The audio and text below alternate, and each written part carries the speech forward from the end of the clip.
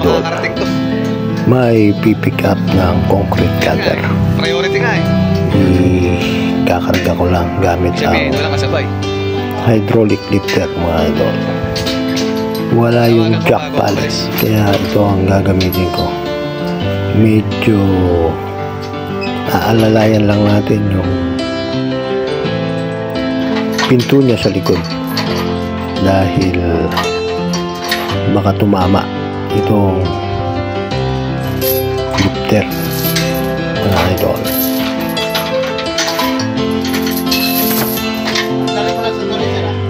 Ipapakita ko lang na umaandar itong concrete cutter mga idol para pagdating doon sa hihiram alam niya na umaandar mga idol. Transport service kasi itong pipick up mga idol, kaya pinakita ko lang sa kanya umaandar.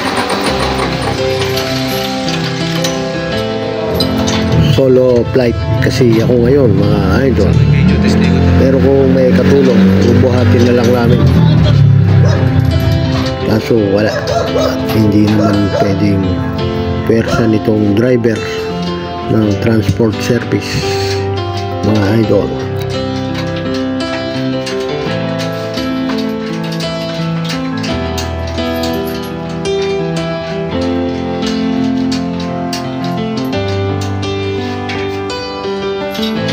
Okay naman.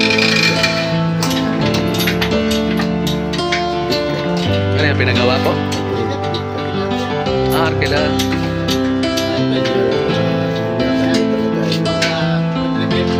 Sige lang. Nakawa ko video.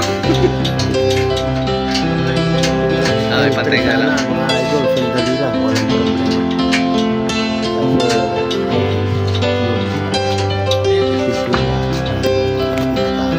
Dito na lang sir. Delikado namang tamaan ng hydraulic lifter at masisira mga idol. Ano to eh? Alagaw.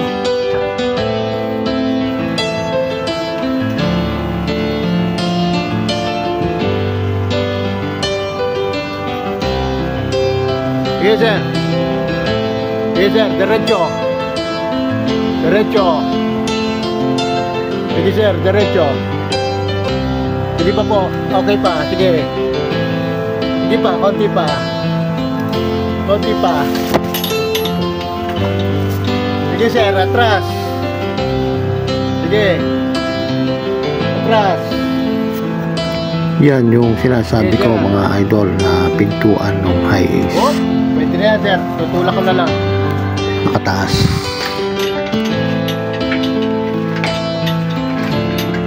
Tama rito. Sige idol, itulak mo. Oh, kulang pa. Sige. Yung lifter kaya ang itulak mo idol para pumasok. Yeah. Buti nakikinig ka idol, masunurin ka rin. Ayos mga idol.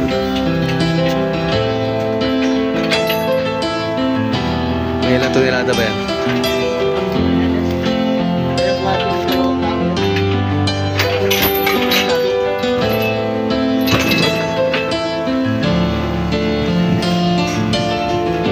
Ayos mga idol, hihilahin ko lang itong hydraulic lifter papalayo para